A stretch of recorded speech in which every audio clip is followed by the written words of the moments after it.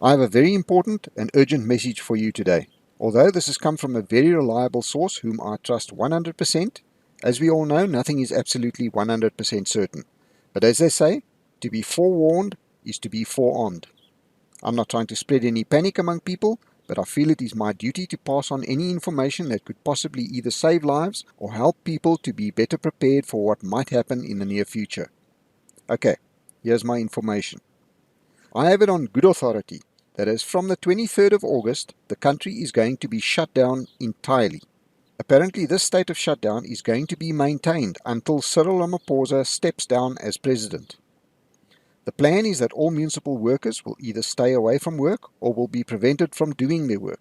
All factory workers, all Eskom workers, all shopping centre workers, etc., etc. will also be prevented from going to work. All the main road arteries will be blocked and all travel as well as transport of goods will be prevented again. There are plans once again to burn trucks on the road. The most concerning bit of information that I got was that they aim to somehow acquire 100 firearms per day in all areas. Whether this means targeting the police and SANDF for their weapons or targeting private households that they know have firearms, or both, we don't know. But if this is their aim, they could literally acquire thousands of firearms between now and then, or between now and the 23rd. This indicates that violence is planned, and by the fact that they are planning on acquiring firearms, the violence, if it does happen, is going to be on a level we have not seen before. So what implications does this have for you at home?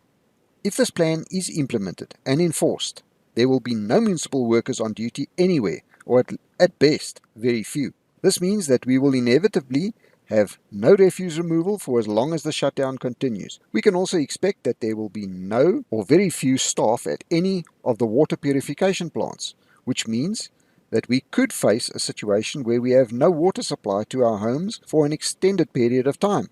This also naturally applies to the electricity supply.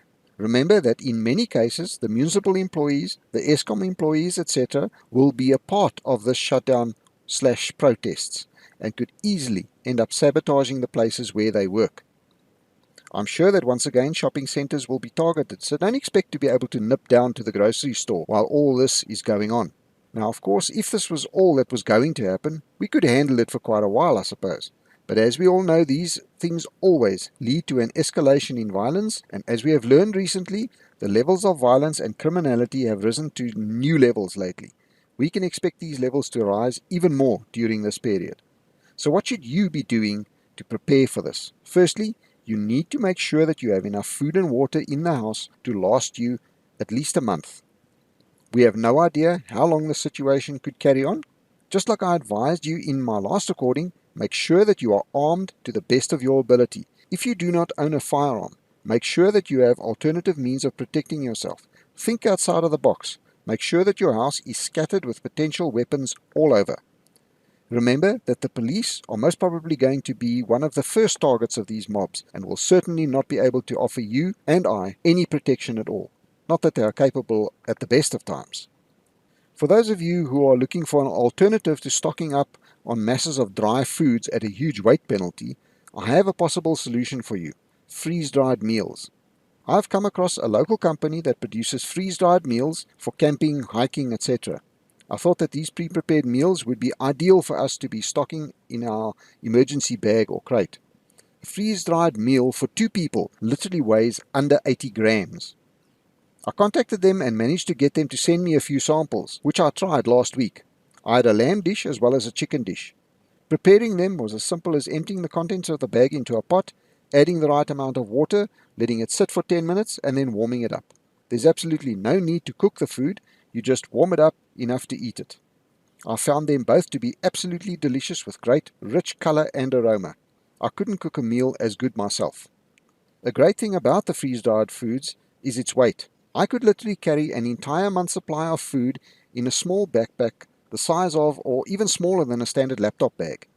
Each meal bag has a shelf life of a year, but I'm sure that it would last a lot longer than that. The product is professionally packaged and labeled with precise instructions. I highly recommend them as an alternative to huge quantities of dry foods such as pasta, rice, etc. If you would like to check them out and possibly order some for yourself, I'll put a link in the description of this recording. You will not be disappointed in the quality of the product, I guarantee it. Getting back to this information, as I said, it is not my intention to cause panic, but we all saw what happened in KZN a few weeks ago. They were totally unprepared for it, and it showed. I am giving you fair warning now. Prepare yourself and your home as best you can today. Who knows? The date might be out a week or two either way. Just prepare, please. If my information turns out to be wrong, and I hope it does, then we have lost nothing. If it turns out that this information was good and you haven't done what you can to prepare, there is only one person to blame, and that is yourself. What we saw in KZN a few weeks ago was only a sample of what is to come, my friends. This is Africa, and there's absolutely no reason that we shouldn't end up just like every other African country. Please remember to like and share this on as many social media platforms as possible. It's the only way that my message gets out there. If you have not subscribed to my channel yet, I have to ask, why not? You have absolutely nothing to lose. If you would like to make a contribution to my channel, in the description field I have given ways in which local as well as international listeners can make a contribution. If you'd like to make a crypto contribution, also in the description field I have placed a Bitcoin as well as an Ethereum wallet address. If you would like to contribute any other cryptos, simply shoot me an email to the email address also supplied in the description field, and I will send you the relevant wallet address. I also have a Zapper account, so if you would like to make a contribution via Zapper, simply pause the video now and scan the Zapper code. Any and all contributions will be welcome and greatly appreciated. To those amazing people who do contribute to my channel, I say a huge thank you. You have no idea how much it is appreciated. Until next time, be safe out there.